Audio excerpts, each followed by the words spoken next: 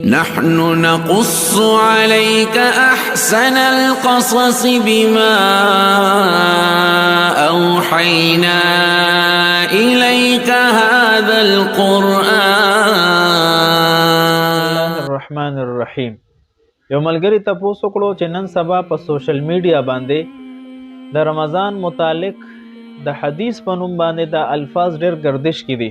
خلک یو بل ته شیر کوي چې کم سړی د رمضان د راتلو مخکې چاله خبر ورکو نو د باندې به د جهنم ور حرام وي، یا د باندې به الله خوشحالي راولي، یا دته به څه خوشخبري ملاویږي. نو آیا دا سه حدیث شته او کنه، یا د دې هم معنی روایت څه موجود دی او کنه؟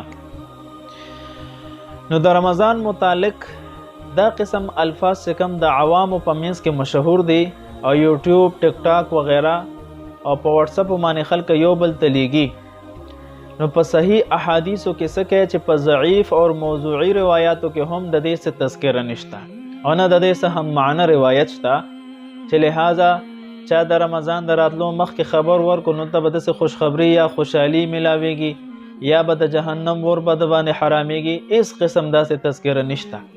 لہذا د دې داسې قسم الفاظو نسبت نبی علیه الصلاۃ والسلام ته کول ناجایز او حرام دي، او په صحیح روایاتو کې د داسې عمل نه منع راغلی ده او د جهنم وعید پرې راغلی دی. د بخاری شریف روایت رسول الله صلی الله علیه وسلم فرمای: من تعمد علی کذبا فلیتبوأ مقعده من النار. څوک چې په ما باندې قصدن عمدن دروغ ووایي، یو کار ما نی کړي یا یو خبره ما نی کړي او ما ته څوک نسبت کوي، دا د ځان نه په جهنم کې ټکانه جوړ کی. د جهنم سخت وعید په بیان شوی دی. په یو بل روایت کې نبی علیہ الصلوۃ والسلام فرمای: من یقول علی ما لم اقل فلیتبوأ مقعده من النار. یو خبره ما نه ده کړي او خلک ما ته نسبت کوي، یعنی چې دا نبی علیہ الصلوۃ والسلام کړي دا، نو دا د ځان نه په جهنم کې ځای مقرر کی.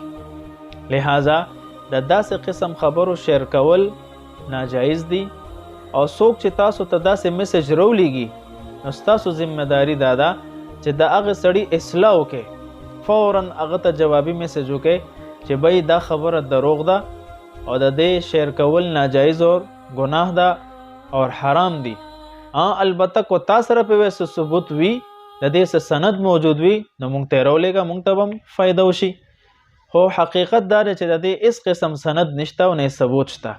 لہذا د داسې خبرو نه ځان ساتل او د دې شیر کولو نه ځان ساتل دا ضروری دی. والسلام.